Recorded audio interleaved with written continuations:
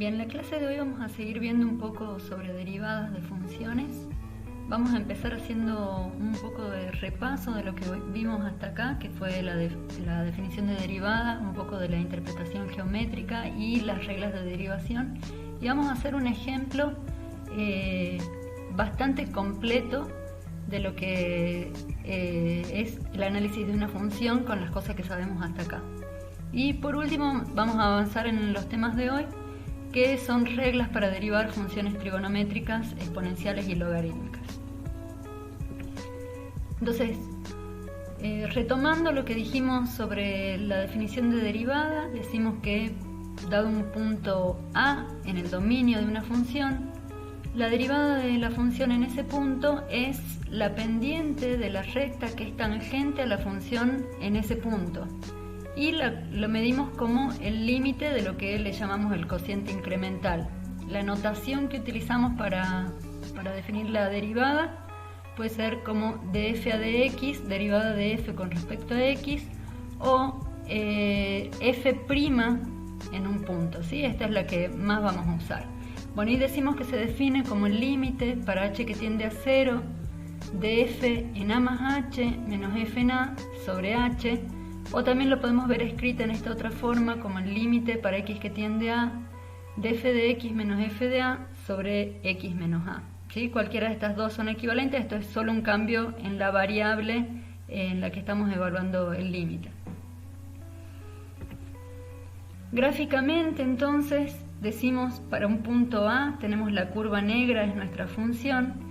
La derivada va a ser la pendiente de la recta tangente a la función en ese punto. Entonces, si trazamos la recta tangente, que en este caso es esta recta roja, la pendiente de esta recta va a ser la derivada, que se puede ver en este dibujo en particular. En este caso, la pendiente de esta recta roja es un número positivo, ¿sí? La derivada de la función en ese punto, decimos, va a ser un número positivo. En este otro gráfico, si trazamos la recta tangente a la función en el punto A, fíjense, es esta recta roja. La recta tangente es aquella recta que en un entorno del punto en el que nos estamos evaluando es en el único lugar en el que toca la curva, ¿sí? En un entorno muy chiquito también podríamos pensar que son muy parecidas la función con esa recta. Si uno hace un zoom muy profundo en esta región, vamos a ver que la curva y la recta son muy parecidas. Bueno, esa es la recta tangente. En este caso tenemos una recta que tiene pendiente negativa, o sea, la derivada de la función en ese punto va a tener un signo negativo. Y en este último, en A, tenemos que la recta tangente es esta recta horizontal, una recta constante, o sea, la pendiente de esta recta es 0. ¿Sí? Entonces la derivada de la función en ese punto es 0. Decimos que si existe la derivada de la función en un punto A, esa función es derivable o diferenciable en A. O sea, cada vez que escuchemos estas palabras, que f es diferenciable en un punto, vamos a estar diciendo que existe la derivada en ese punto.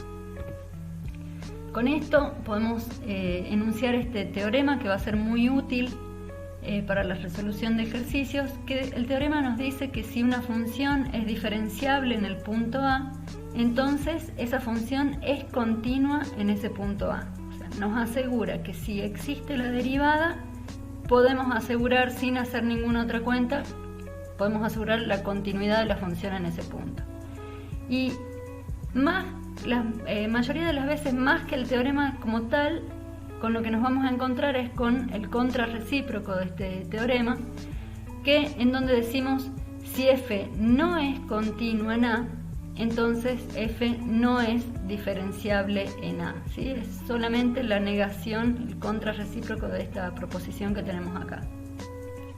Entonces, si podemos probar que una función no es continua en un punto, lo probamos de la manera en que sabemos estudiar la continuidad en un punto, decimos no es continua, entonces podemos asegurar que la función no va a ser diferenciable en ese punto, o sea, no va a existir la derivada de la función en ese punto. Otra definición que hemos visto es la definición de derivadas laterales, ya que la derivada no es otra cosa que un límite, y los límites hemos estudiado límites laterales. Bueno, en este caso también vamos a poder definir la derivada lateral como el límite por izquierda del cociente incremental, o sea, cuando la variable h se acerca al punto A con valores, nos acercamos al punto A con valores negativos de h, digamos, a más h es algo menor que a, esa es la derivada a la izquierda de f. Y la derivada a derecha va a ser cuando tomemos el límite para h que tiende a 0 desde valores positivos del cociente incremental. Y vamos a decir que la derivada de la función en el punto A existe si, solo si, estas dos derivadas laterales existen y son iguales. Veamos un ejemplo en donde vamos a tener diferentes derivadas laterales. Esta es una función del tipo del gráfico de la módulo de x, bueno, está desplazada. Si uno mira la derivada por derecha, o sea, cuando nos acercamos desde valores un poquito más grandes que a hasta ese punto, y trazamos la recta tangente a la función en este punto, mirando lo que le corresponde desde la derecha, que bueno, acá coincide con la recta, vemos que esta recta tiene pendiente positiva. Y cuando nos acercamos desde la izquierda, la recta tangente a la función en este punto tiene pendiente negativa, o sea, la derivada es negativa. Tenemos que es positiva desde la derecha, es negativa desde la izquierda, por lo tanto, la derivada en el punto A no existe, no es derivable en ese punto. Lo mismo pasa en este ejemplo. Desde la derecha, si trazamos la recta tangente a la función, considerando la parte derecha, a la derecha de A, tenemos esta recta que tiene pendiente positiva. Y si ahora trazamos la recta tangente a la función considerando este gráfico que está hacia la izquierda de A, que es esto que está marcado en azul, es una recta que tiene pendiente negativa, por lo tanto, de nuevo en este punto no existe la derivada. Bueno, y en general, acá ya podemos generalizar un poquito de cómo darnos cuenta gráficamente cuando una función es o no es derivable.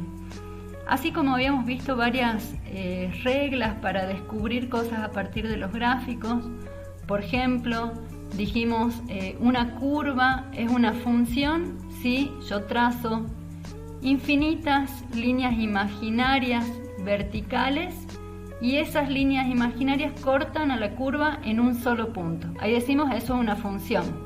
Si corta en más de 2 puntos, esas líneas verticales no es función. Lo otro que aprendimos haciendo gráficamente era para ver cuando una función era inyectiva, ¿sí? Si trazábamos infinitas líneas horizontales, esas líneas horizontales tenían que cortar a la curva en un solo punto para decir que la función era inyectiva, ¿sí? Por ejemplo, en estos dos dibujos que yo tengo acá, si yo trazo líneas horizontales, esas líneas horizontales cortan en varios lugares, entonces decimos estas no son inyectivas. Bueno, después lo otro que aprendimos es que una función es continua cuando yo puedo trazar la curva sin levantar el lápiz de la hoja. Bueno, y ahora lo que estamos viendo es que para que una función sea derivable no tienen que existir estos picos en la función, ¿sí? Estas cosas así muy triangulosas no tienen que pasar. ¿Sí? Si existen esos picos, en esos lugares la función no es derivable. Lo otro que vimos en la clase pasada fueron algunas derivadas de funciones típicas, de funciones polinómicas, y algunas propiedades para calcular las derivadas de cuando tenemos operaciones entre funciones. Habíamos definido, o bueno, se puede demostrar con el límite del cociente incremental que la derivada de una constante es 0. La derivada de una función del tipo x a la r, donde r es un número real, ¿sí? Puede ser un natural, puede ser un entero, puede ser un fraccionario, ¿sí? R real. La derivada de un x a la r se escribe como r, o sea, baja el exponente, se pone multiplicando adelante r por x elevado a la r menos 1, ¿sí? Al exponente que tenía originalmente la función le resto una unidad. Bueno, Y cuando tengo operaciones entre funciones, si yo tengo una función que es la suma de otras dos funciones, la derivada va a ser la suma de las derivadas de esas dos funciones. Y ahora cuando tenemos otras operaciones, ya no es tan directo como en la suma, ¿sí? La suma es la única que la derivada de la suma es la suma de las derivadas. Acá fíjense, la derivada del producto tiene una fórmula, es la derivada de la primera función por la segunda función sin derivar, más la primera función sin derivar por la derivada de la segunda. Si tenemos una constante que multiplica una función, la derivada de eso es la constante por la derivada de la función. Que acá decimos es como que la derivación no le afecta a esta constante. Bueno, en realidad esta regla, digamos, sale de combinar la derivada del producto y que la derivada de una constante de cero, ¿sí? Eso es fácil verificarlo. Yo ni siquiera lo memorizaría como una regla, pero bueno, nos ayuda para hacer las cuentas mucho más rápido. Y la derivada del cociente también tiene una fórmula que es la derivada de la de arriba por la de abajo sin derivar menos la de arriba sin derivar por la derivada de la de abajo dividido la función de abajo al cuadrado. ¿Sí? Todas estas son derivadas en algún punto, ahí le tengo que pedir que la g no se esté anulando, por supuesto. Y por último, la regla de la cadena, decimos cuando tenemos una composición de funciones f compuesta con g, la derivada de la composición es la derivada de la función de afuera evaluada en la función de adentro, sin tocarla, por la derivada de la función de adentro.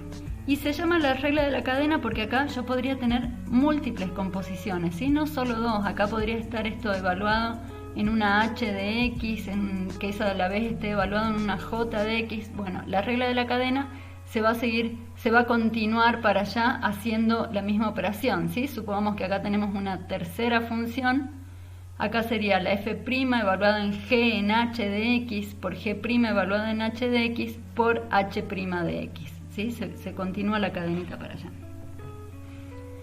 Bueno, si en algún momento tuviésemos que calcular el dominio de la función derivada de f, el dominio se define como todos los números x que pertenecen al dominio de la función, o sea, tienen que pertenecer al dominio de la función y además tienen que cumplir que existe la derivada en esos puntos. Vamos a hacer un ejemplo bastante completo en el que tenemos una función definida por partes y nos piden analizar la continuidad y la derivabilidad. ¿Sí? Bueno, también vamos a hacer un gráfico de esta función. Acá no me están pidiendo continuidad en un punto específico o si la función tiene derivada en el punto tal, sino que me piden que lo analice en todos los reales en principio, ¿sí? Entonces, el estudio, el análisis va a ser un poco más largo.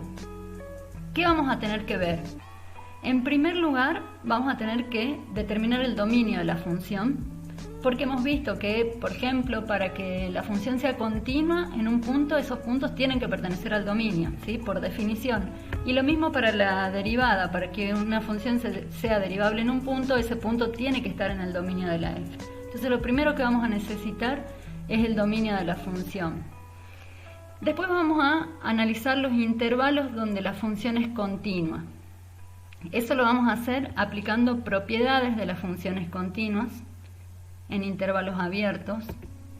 Después vamos a estudiar la continuidad, ahora sí, en algunos puntos. ¿En cuáles puntos? En los puntos sospechosos, ¿sí? En los que podría no ser continua. ¿Y cómo voy a saber cuáles son? Bueno, esos son los cortes que tiene la función, ya sea los cortes porque está definida por partes o porque hay puntos que no pertenezcan al dominio. Bueno, todos esos son puntos sospechosos.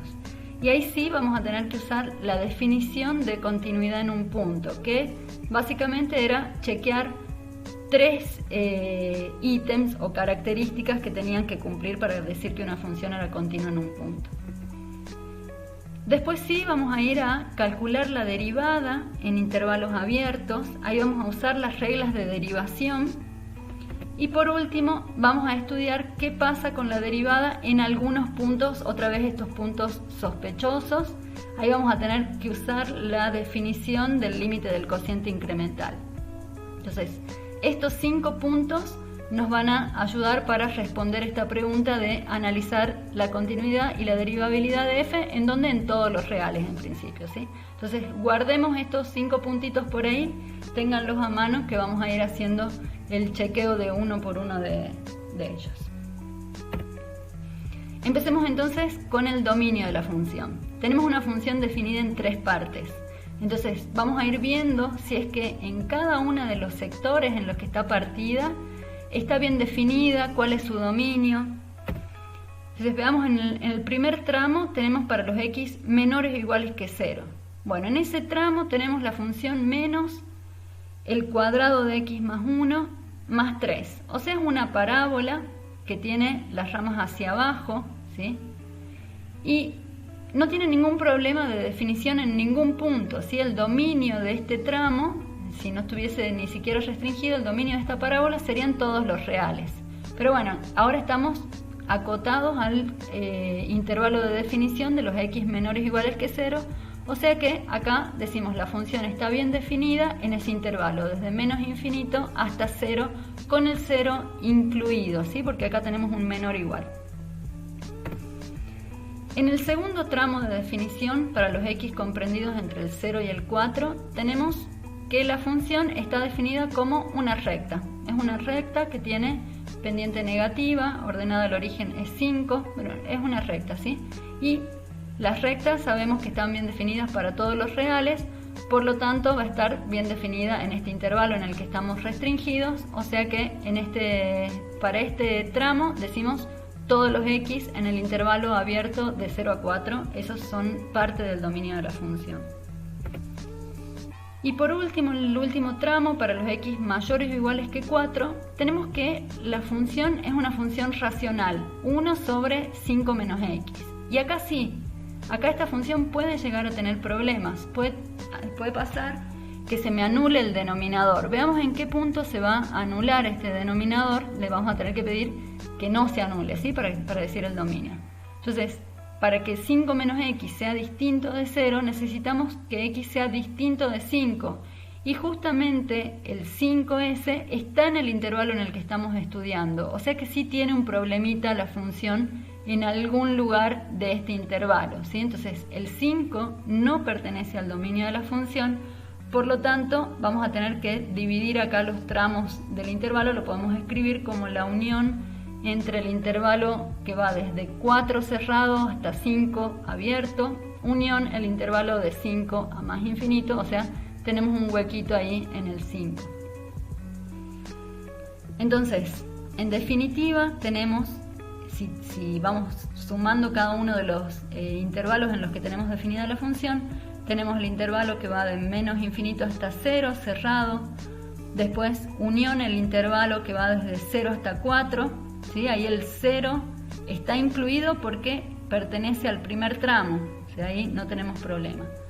Y por último el intervalo que va de 4 hasta 5 sin tocarlo y desde 5 sin tocarlo hasta infinito. Ahí tenemos ese huequito, o sea, está definido en todos los reales salvo en el punto 5. El dominio entonces lo podemos escribir de esa manera.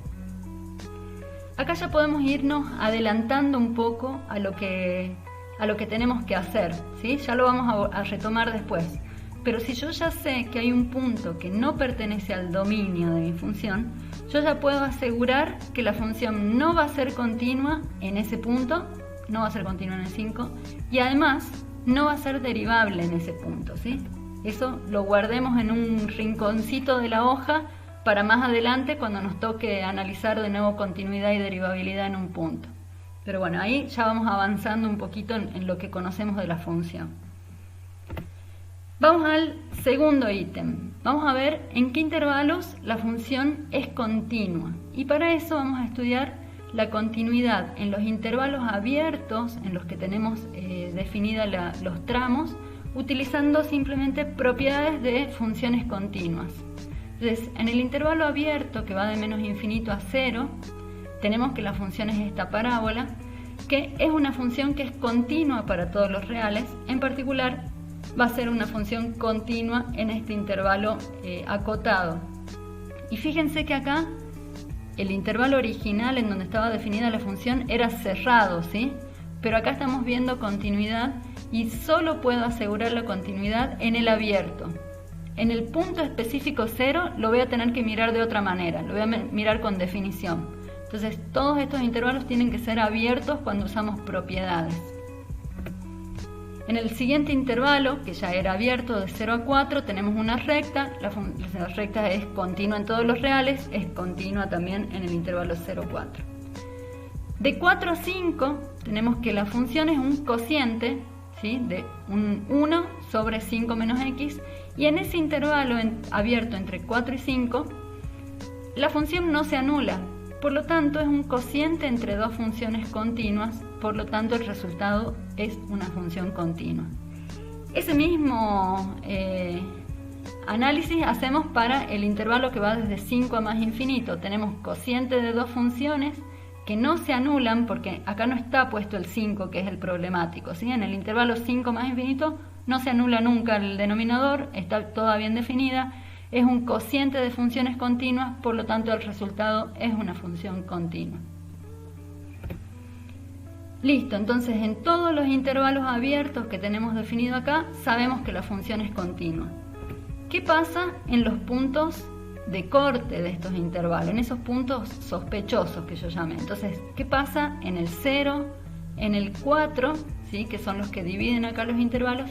Y en el 5, que lo tuvimos que sacar, ahí tuvimos que partir el último tramo de la función, está partido en dos intervalos. Entonces, vamos a mirar la continuidad en esos puntos uno por uno. Empecemos por x igual a 0 y vamos a chequear las tres características que tiene que cumplir una función continua en un punto.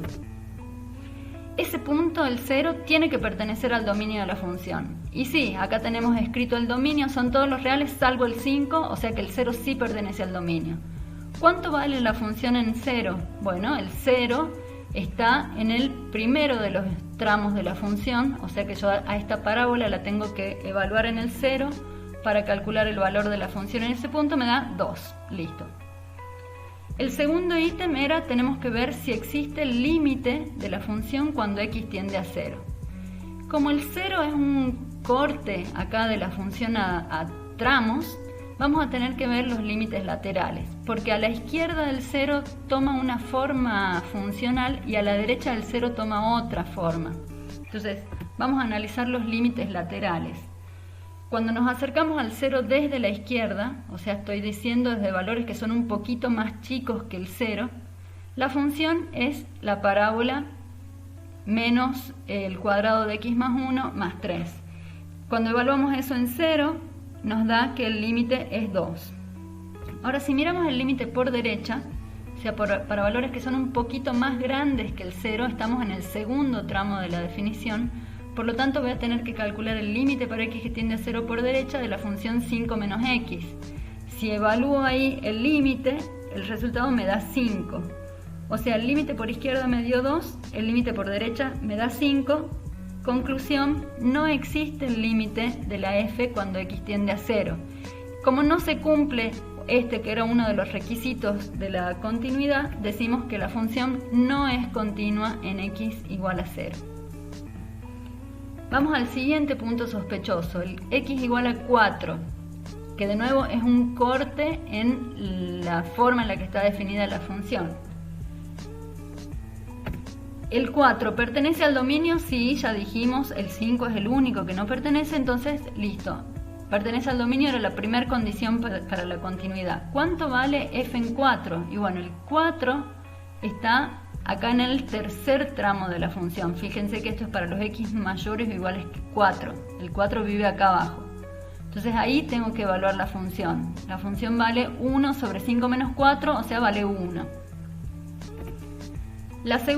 El segundo ítem que tenemos que ver es si existe el límite para x que tiende a 4. De nuevo, al ser un corte, vamos a tener una forma funcional de un lado a la izquierda del 4 y otra forma a la derecha. Entonces vamos a los límites laterales. Cuando x tiende a 4 por izquierda, o sea por valores más chicos que el 4, vamos a estar en el segundo tramo de la definición, que es la recta. Si evaluamos allí el límite para x que tiende a 4 de 5 menos x, ahí tenemos que poner el 4, nos da un 1.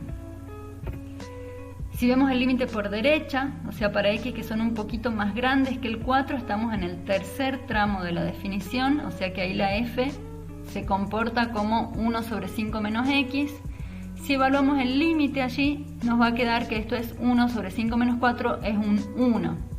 O sea, el límite por izquierda me dio 1, el límite por derecha me dio 1, por lo tanto sí existe el límite para x que tiende a 4 de la f y es exactamente igual a 1. Y el tercer punto que se tiene que cumplir para que sea continua es que los dos números que acabamos de calcular en el ítem 1 y en el ítem 2 sean iguales. Y en este caso sí se están cumpliendo, ¿sí? Hemos encontrado que la función en 4 vale 1 y que el límite para x que tiende a 4 de la función también vale 1. Por lo tanto, como son los dos iguales, decimos que la función sí es continua en x igual a 4. Y el último de los puntos, que era el x5, cuando vamos a chequear cada uno de estos ítems de la continuidad, el primer ítem nomás ya decimos, el 5, ¿pertenece al dominio del f? No, era justo el número que no pertenecía al dominio, o sea que ahí nomás ya podemos afirmar que la función no es continua en x5, que era una de las cositas que yo había dejado escrita en el machete en la hoja anterior. Bien, hemos probado entonces que la función no es continua ni en el 0 ni en el 5, pero sí sabemos que es continua en x igual a 4. Veamos la derivada en los intervalos abiertos que tenemos acá. Para eso vamos a utilizar la derivación con reglas. A cada una de las formas analíticas, en cada tramo de la función, la vamos a derivar con las reglas de derivación. Entonces en el primer tramo que tenemos esta función cuadrática, ¿sí? Acá está escrita, o puedo desarrollar el cuadrado de este binomio y después hacer la derivada de un polinomio, de la suma de monomios, digamos. O puedo pensar como una composición de funciones en esta parte. Tengo el cuadrado de una suma, el cuadrado de un polinomio. Entonces, bueno, acá yo lo hice como composición de funciones. Tenemos que la derivada de esta función va a ser, fíjense que acá tengo la potencia. Acá, si les hace falta, identifiquen las funcioncitas que están involucradas. ¿Sí? Yo digo, veo una composición de ¿cuál? Del cuadrado con una suma, o sea, esas son mis dos funciones básicas. Y después hagan la fórmula de la derivada. Eso hasta que agarren un poco más de práctica y ya van a ir escribiéndolo directamente en el resultado de la derivación, ¿sí?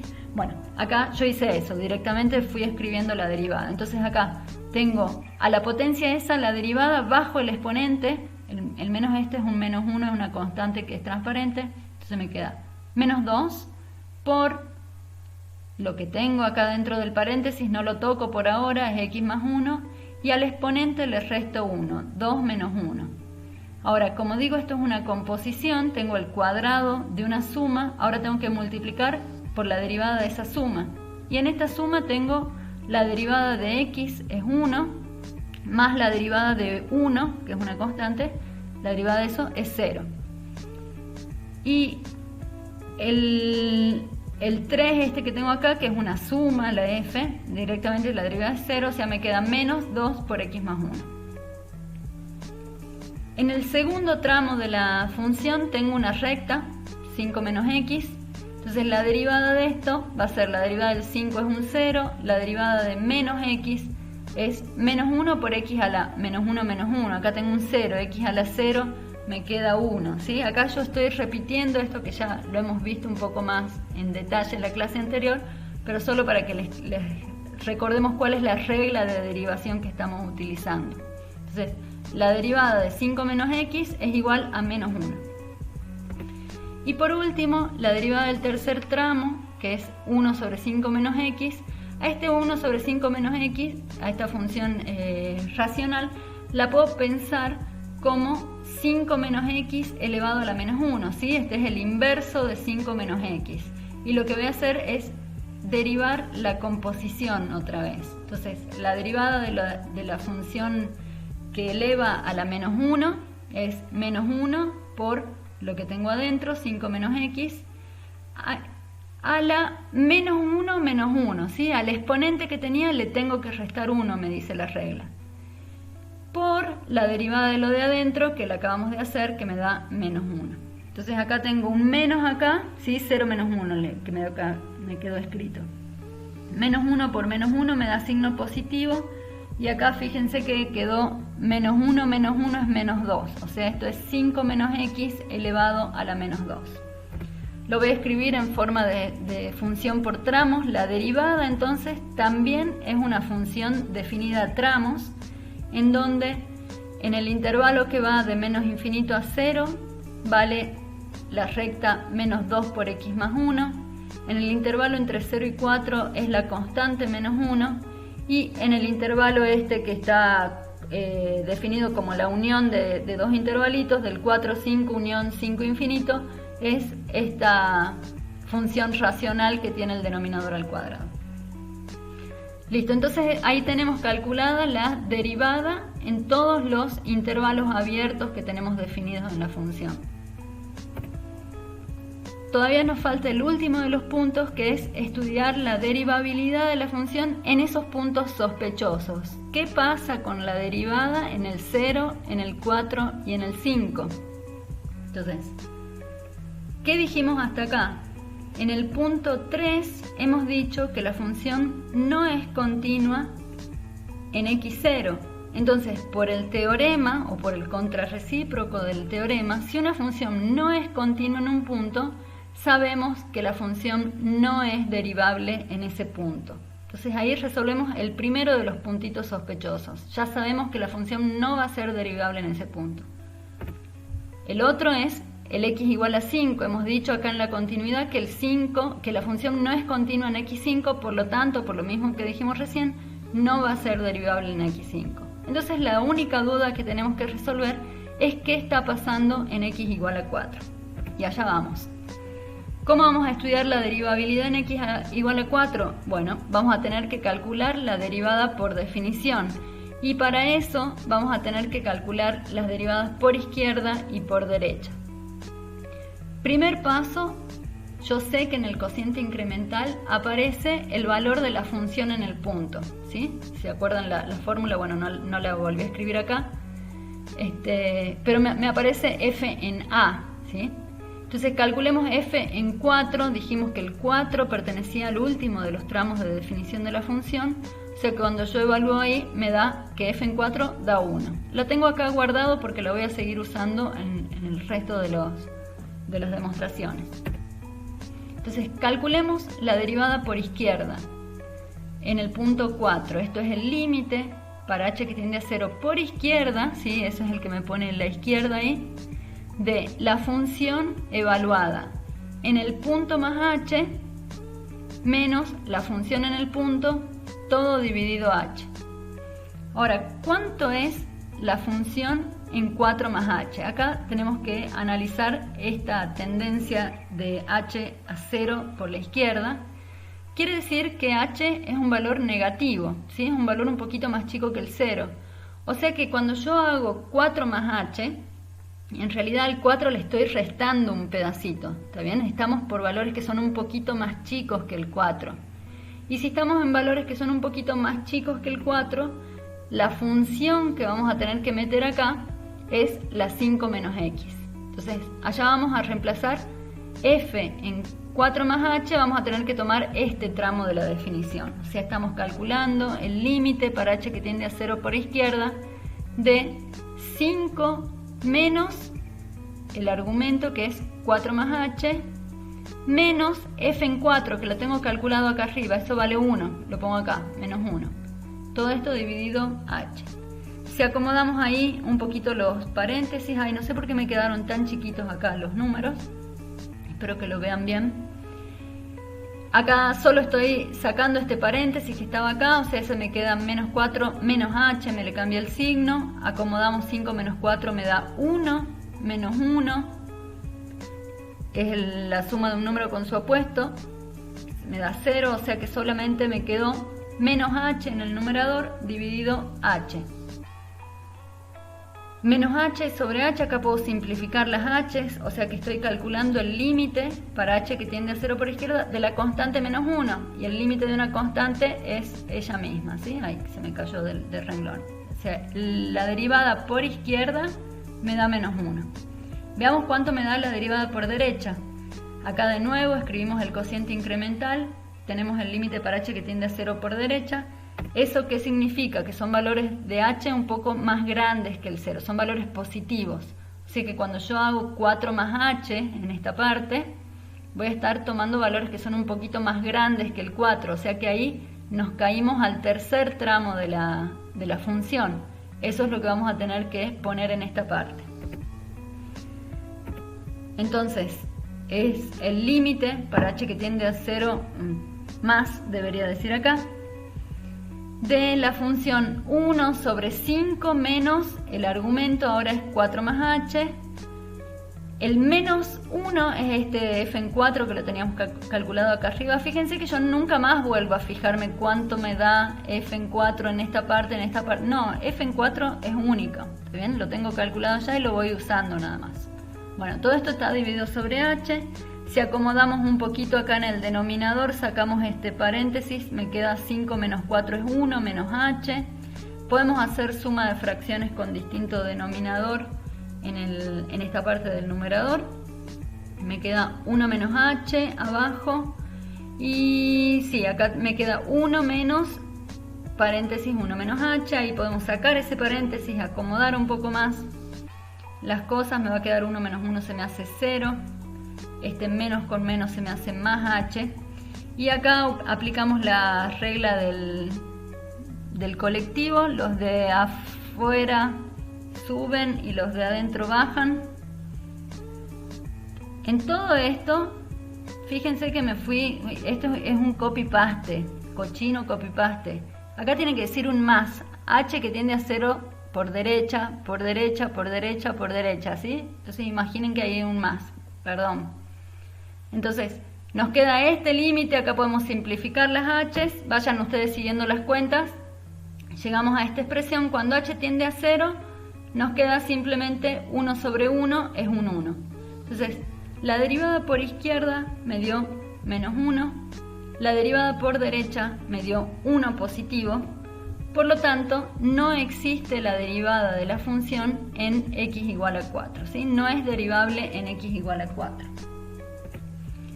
Entonces, el resumen de lo que tenemos es que la función no es continua en 0, no es continua en 5, sí es continua en 4, pero no es derivable en ninguno de esos 3 puntos. ¿Okay? Si hacemos el gráfico de esta función, son funciones simples, con pocas transformaciones respecto de las funciones elementales, podemos dibujarlas. Pueden ver que el gráfico se ve así. Tenemos en el tramo para los x menores que 0 es una parábola con la rama para abajo porque tenemos este signo. Esto está escrito en la forma canónica, ¿se acuerdan? Acá veo la ubicación del vértice de la parábola. En menos 1 en x y igual a 3, ahí está el vértice de esta parábola. Y bueno, para x igual a 0, hago ahí, lo puedo calcular y veo cuál es la altura que corta con el eje de las y. Después en el tramo entre 0 y 4 es una recta que tiene pendiente negativa menos 1 y ordenada al origen 5, entonces ahí puedo dibujarla también. Y para los x mayores o iguales que 4 tengo que en el 5 no está definida. Y bueno, tenemos la función prima hermano de la 1 sobre x, ¿sí? La transformación acá hubo que cambiarle el signo y desplazarla 5 unidades a la derecha. Entonces vemos un pedacito de esa, ¿sí? Bueno, acá me faltó dibujar un poco más, hasta un poco más lejos, que está la asíntota. Entonces, fíjense que acá podemos ver las discontinuidades que hemos nombrado. Es discontinua en 0, en x igual a 0. Es una discontinuidad de tipo de salto, ¿se acuerdan? Porque los límites laterales existen, dan finitos, pero dan diferentes. En el 5 tengo una discontinuidad de tipo esencial, porque los límites laterales, o al menos alguno de ellos, en este caso los dos, me dan o más o menos infinito. Y de paso, esta es una asíntota vertical, era la definición que teníamos. Y cuando vemos en 4, la función es continua, ¿sí? Porque ahí está, yo puedo dibujar esta función sin levantar el lápiz en este tramo, pero no es derivable. Fíjense que acá tengo estos picos para rayo, no sé cómo le podemos llamar, que hacen que la derivada por derecha sea muy distinta a la derivada, a la pendiente de la recta tangente por derecha y por izquierda, entonces la derivada no existe en ese punto. Bien, vamos a avanzar ahora sí con nuevas definiciones o nuevas derivadas, las derivadas de las funciones trigonométricas. Tomemos la función f de x, el seno de x, y vamos a calcular la derivada de esta función utilizando la definición del límite del cociente incremental. Entonces la derivada de f va a ser el límite para h que tiende a 0 de seno de x más h menos seno de x, todo dividido sobre h. Acá lo que vamos a hacer es utilizar la fórmula que teníamos allá hace varios capítulos, que habíamos visto el seno de la suma de dos ángulos. Teníamos una expresión para el seno de la suma de dos ángulos, es lo que vamos a reemplazar acá. Entonces el seno de la suma de los dos ángulos es el seno del primero por el coseno del segundo más el coseno del primero por el seno del segundo, ¿sí? Esa es la suma del seno de dos ángulos. Y lo otro que me está quedando ahí es menos la función seno de x. Todo esto dividido h. ¿Qué podemos hacer acá? Fíjense que acá tenemos en el primero de los términos, acá tenemos una suma de tres términos, ¿sí? En el primero de los términos aparece el seno de x y en el último también. Entonces yo voy a sacar factor común entre esos dos términos, el seno de x. Entonces me va a quedar seno de x factor de coseno de h menos 1, ¿sí? Y al otro término no lo toco, me queda coseno de x por seno de h, todo esto dividido h. Acá tenemos la suma de dos términos, vamos a distribuir este límite. Acá yo puedo distribuir el límite cuando yo sé que los límites ya existen, entonces deberíamos hacer las cuentas por separado y después recién escribirlo acá. Déjenme que yo lo voy a escribir directamente como la suma de los dos límites. Ustedes háganlo en la hoja en dos caminitos separados y después al final los escribimos juntos, ¿sí? Entonces, es el límite para h que tiende a 0 del primer término, que es seno de x por coseno de h menos 1 sobre h, más el límite para h que tiende a 0 del coseno de x seno de h sobre h. Fíjense que acá estamos calculando el límite cuando la variable h tiende a 0, o sea, la variable acá es h. A los fines de esta función que tenemos acá, seno de x es una constante, porque lo que está variando es h. Y lo mismo acá, coseno de x es una constante, porque la variable es h. Entonces, esa constante puede salir afuera del límite, ¿sí? Porque el límite de una constante, dijimos, es la misma constante. Entonces, estos dos términos me van a quedar como el seno de x, que lo saco afuera del límite, por el límite de h que tiende a 0 de coseno de h menos 1 sobre h, más coseno de x por el límite de seno de h sobre h cuando h tiende a 0. Y acá llegamos a estos conocidos nuestros, que son los límites notables. Este es el límite notable del coseno, que sabíamos que cuando h tiende a 0 todo este límite tiende a 0. Y acá tenemos el otro que hemos usado hasta el cansancio, el límite para h que tiende a 0 de seno de h sobre h tiende a 1. Entonces tenemos acá seno de x por 0 más coseno de x por 1. Entonces el resultado nos queda que la derivada del seno de x es la función coseno de x, ¿sí? Es este que sobrevive de acá. Entonces, esta lo vamos a incorporar en nuestra tabla de funciones, de derivadas de funciones. Teníamos la x a la r, creo que era la única que traíamos, Bueno, ahora vamos a incorporar que la derivada del seno es el coseno. De manera similar, uno puede calcular la derivada de la función coseno de x, ¿sí? Haciendo el límite del cociente incremental, y podemos encontrar que la derivada de la f, o sea, la derivada del coseno, es menos el seno de x. Ahora, si queremos calcular la derivada de la tangente de x, acá una vez que ya conocimos la derivada del seno y del coseno, todas las derivadas del resto de las funciones trigonométricas las vamos a calcular en base a estas dos derivadas. ¿Por qué? Bueno, porque dijimos también en un principio que todas las otras 4 funciones trigonométricas salen de combinaciones entre senos y cosenos, ¿sí? No son otra cosa que cocientes que involucran senos y cosenos.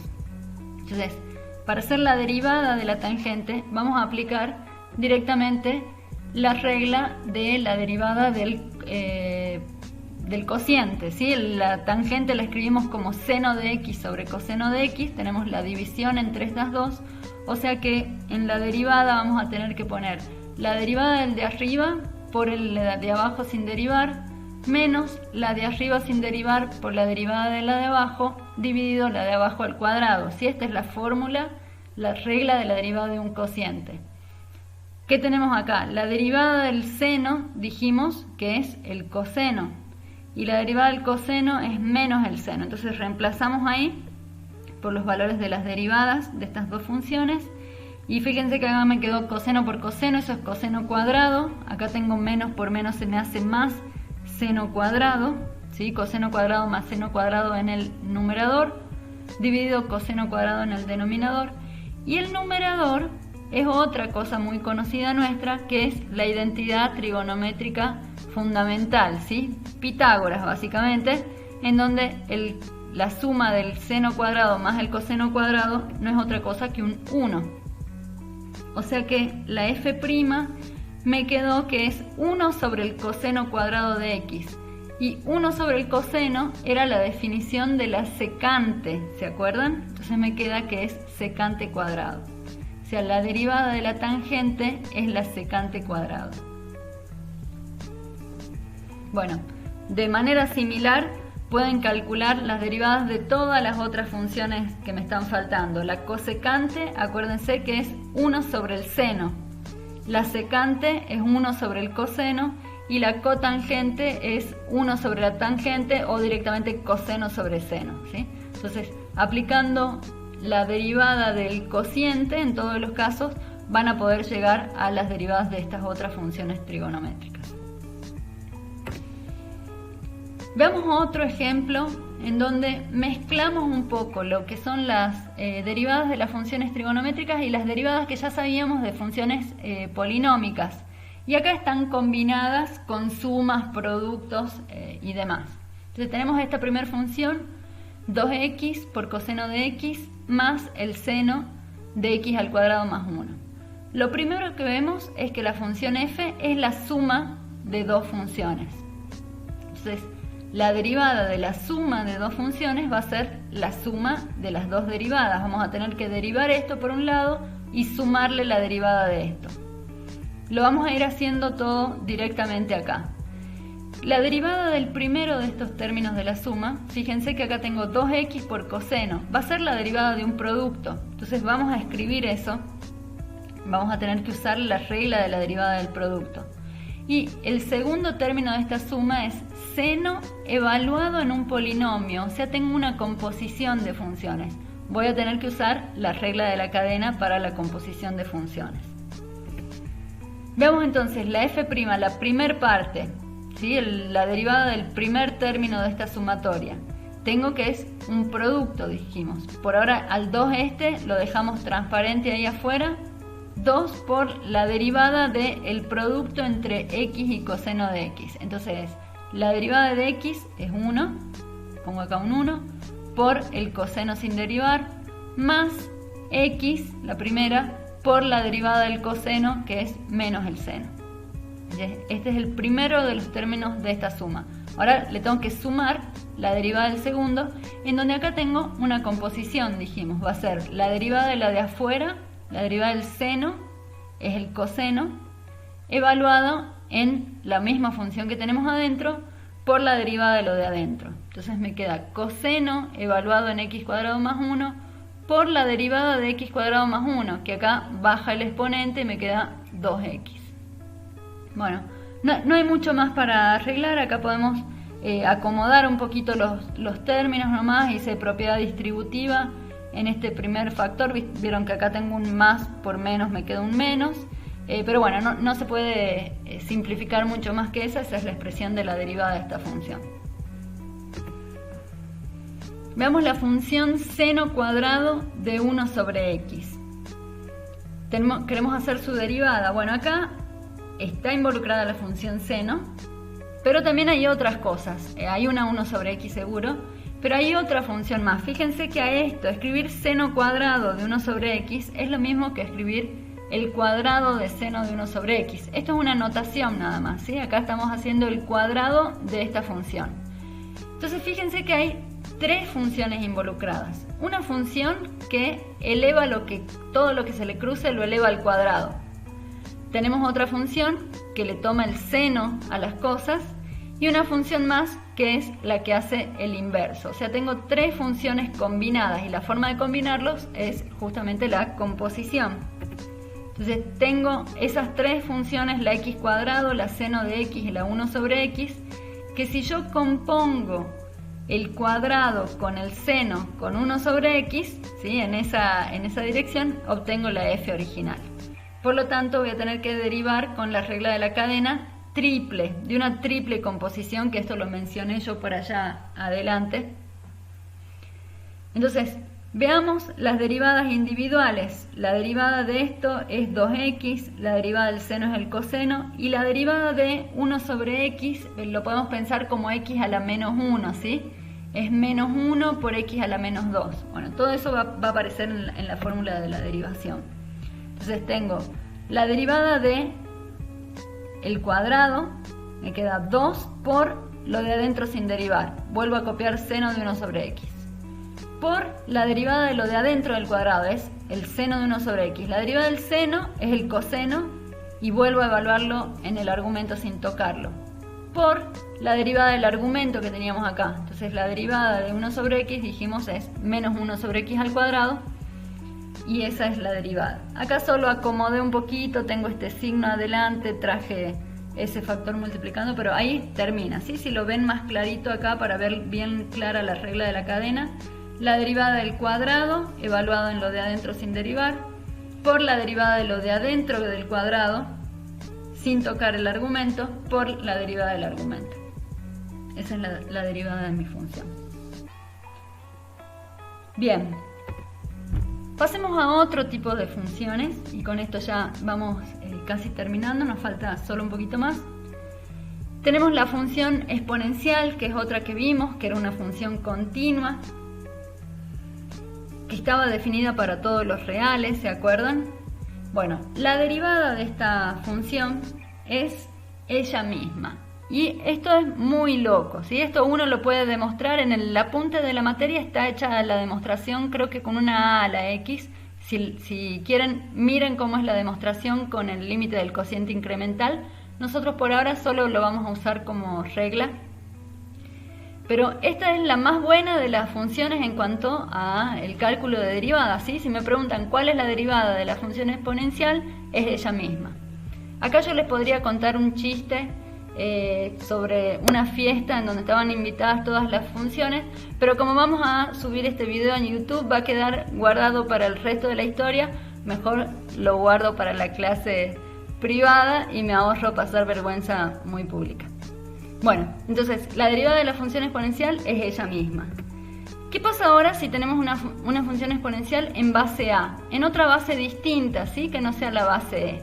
Bueno, en estos casos, lo vimos en uno de los capítulos, siempre yo puedo escribir la función exponencial en base A en términos de la función exponencial en base E. Y para eso lo que hacíamos es que la a la x es lo mismo que e elevado a la exponente por el logaritmo de la base, ¿sí? E a la x logaritmo de la base. Lo que yo tenga acá en A va dentro de este logaritmo y ahí repito el exponente. ¿Y de qué me sirve esto para hacer la derivada? Bueno, ahora cuando yo vaya a hacer la derivación de una exponencial en base A, voy a hacer la derivada de una composición, en donde yo tengo la composición de una e a la x común, compuesta con esta función que es x por el logaritmo de A. ¿Sí? El logaritmo natural de A, fíjense que es una constante, ¿está bien? Este es un número, el logaritmo natural de 2, el logaritmo natural de 10, es un número, es una constante. O sea, esta es una recta, una lineal. Entonces tengo una función que es a la x, la otra función que es logaritmo natural de A por x, la f que yo estoy tratando de derivar es la composición, la derivada de la composición entonces me dice que es la derivada de la de afuera, que es la e a la x, evaluada en lo mismo que estaba evaluado originalmente, o sea, me vuelve a quedar e a la x logaritmo natural de A, por la derivada de la función de adentro. Y la derivada de la g dijimos que es una constante por x, o sea que la derivada de una constante por x me queda simplemente la constante. Pero acá esto lo vamos a escribir un poquito más sencillo, porque fíjense, yo estoy derivando la a a la x, escrita de esta forma, esto es a la x, o sea que la f' me queda que es a la x por una constante que es el logaritmo natural de A. O sea, no es tan fácil como la derivada de la exponencial en base E, en donde la derivada era ella misma, pero no es tan complicada, es ella misma multiplicada por una constante, donde esa constante es el logaritmo natural de la base que estoy evaluando. Igualmente, tomarlo como fórmula es un poco al pedo si sabemos que siempre podemos recurrir a escribir una función exponencial en base A en la base exponencial. Entonces solamente nos aprendemos a derivar la composición de funciones, que a esta altura ya la tenemos que manejar bastante bien. Veamos la derivada de los logaritmos. La derivada del logaritmo natural es la función 1 sobre x. ¿Sí? Esto también, de hecho, a esta demostración la vamos a hacer la clase que viene. Cuando hablemos de derivadas de las funciones inversas, esto va a salir fácilmente cuando sepamos la fórmula de la derivada de la función inversa. Por ahora la tomemos como regla, como estamos haciendo con las otras, ¿sí? Para poder avanzar en los ejercicios sobre todo. Entonces la derivada del logaritmo natural es la función 1 sobre x. ¿Qué pasa ahora si yo quiero calcular la derivada de un logaritmo en otra base que no sea la base e? ¿Se acuerdan que el logaritmo natural no es otra cosa que un logaritmo cuya base es e, ¿no? Tiene nombre propio y toda la cosa porque es de los más usados, pero no es algo muy distinto, ¿no? Bueno, ¿cómo hacemos para derivar este logaritmo? Bueno, también sabemos escribir el logaritmo en cualquier base, lo sabemos traducir o llevar a expresarlo en términos del logaritmo en base e, o sea, del logaritmo natural. Y eso era el logaritmo en base a de x, es el logaritmo natural de la variable, del argumento, dividido el logaritmo natural de la base en la que tenemos este logaritmo, ¿sí? O sea, básicamente es una constante, que es 1 sobre el logaritmo natural, por el logaritmo natural en x. Entonces, la derivada de esta función es una constante por esta función que sí sabemos derivar, entonces la f' va a ser simplemente la constante por la derivada de esta que le hemos dado acá arriba, que es 1 sobre x. Si quieren lo escribimos un poquito más prolijo, es 1 sobre el logaritmo natural de la base por x. Entonces, esta es bastante fácil, pero esta no es mucho más complicada, ¿sí? Le aumentamos una constante multiplicativa al denominador. Veamos ejercicios. Acá seguimos combinando cosas, ¿sí? Tomemos la función logaritmo natural del coseno de x. Los dos los vimos hoy. y tratemos de hacer su derivada. Entonces, es una composición de funciones. La función de más afuera es el logaritmo natural que está evaluada en el coseno de x. Entonces, la derivada de la composición va a ser la derivada de la de afuera, la derivada del logaritmo natural, dijimos, era 1 sobre el argumento, ¿sí? Donde el argumento acá es coseno de x, 1 sobre coseno de x, por la derivada de lo de adentro, ¿sí? Acá estoy haciendo regla de la cadena. La derivada del coseno dijimos que es menos el seno de x. Entonces, esta es la derivada de esa función. Acá podemos trabajar un poquito más para ordenarlo, que se vea más bonito. Es menos seno de x sobre coseno, que seno sobre coseno es tangente, o sea, me queda menos la tangente de x. Entonces, la derivada del logaritmo natural evaluado en el coseno de x es menos la tangente de x. Tomemos la función x a la x. Fíjense que acá tengo una exponencial en donde tanto la base como el exponente son variables, ¿no? Bueno, lo que yo voy a hacer antes de hacer la derivada es escribirlo en la base e, que es la que yo sé, con la que me gusta trabajar. Entonces, esta exponencial en la base e la escribo como e a la x, mantengo el exponente, multiplicado por el logaritmo natural de la base, que en este caso también es una x, ¿no? Entonces ahora voy a querer hacer la derivada de esto, y va a ser la derivada de una composición. Tengo la función exponencial evaluada en x logaritmo natural de x. Esta función que tengo arriba es un producto, o sea que cuando tenga que hacer su derivada voy a aplicar la fórmula del producto, ¿sí? Ya lo voy haciendo a todo junto como para ir acelerando un poquito el método de derivación. Entonces la derivada de la exponencial evaluada en lo de adentro me queda ella misma. Es preciosa la exponencial, su derivada es ella misma, no tengo que pensar nada, por la derivada de lo de adentro, que dijimos es un producto. Entonces es la derivada del primero, que la derivada de x es 1, por el segundo sin derivar, logaritmo natural de x, más el primero sin derivar, que es la x, por la derivada del logaritmo natural, que es 1 sobre x. Acá podemos arreglar un poquito y me queda esta primera parte, que fue la función original, o sea, la x a la x, por el logaritmo natural de x más 1. Veamos otro ejercicio más. X elevado a la tangente de x. De nuevo acá tengo un exponente variable, o sea, tengo una función exponencial en donde la base también es variable. Volvemos a hacer el mismo truco que hicimos recién de escribirlo en la base e. Entonces me queda e elevado al exponente, que es e a la tangente de x, multiplicado por el logaritmo natural de la base, que es la variable x. La derivada de esto va a ser, yo ya la escribí toda de golpe acá, creí que tenía alguna pausa, pero vamos leyendo, ¿sí? La derivada de la función exponencial evaluada en lo mismo que tenemos, me queda exactamente lo mismo porque la derivada del exponencial es ella misma, por la derivada de lo de adentro, ¿sí? Siempre estoy haciendo regla de la cadena en estos ejercicios.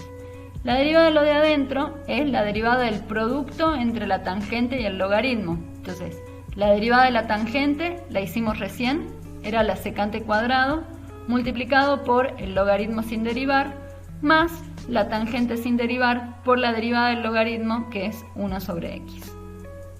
Ahí sí que no tengo mucho más para arreglar, como mucho acá pueden reemplazar que esta primera expresión es x a la tangente de x, como para que quede un poco más chiquita, pero no hace falta. Y hacemos un último ejercicio de estos, en donde tenemos el logaritmo en base x del número e. Que esto se ve más raro. Hasta ahora veníamos siempre teniendo logaritmo en base a de x, o sea, la variable estaba en el argumento. Ahora acá la variable está en la base, ¿sí? Es diferente que lo que veníamos teniendo. Bueno, vamos a ver qué es lo que nos queda. Para eso yo voy a ir a la base a la base e, digamos.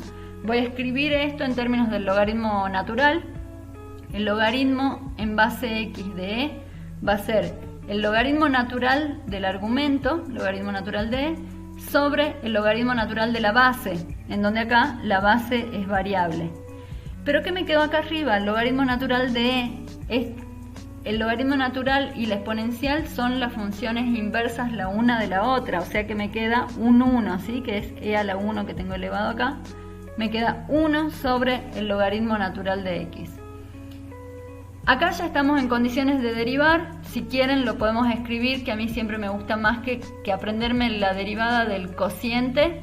Yo siempre prefiero derivar una composición, pero bueno, ahí ustedes pueden agarrar la derivada de esta y hacer la derivada de la de arriba por el de abajo sin derivar, menos la del de arriba sin derivar por la derivada de abajo sobre la derivada sobre el de abajo sin derivar al cuadrado, o hacemos la derivada del cociente, de la composición del logaritmo natural a la menos 1.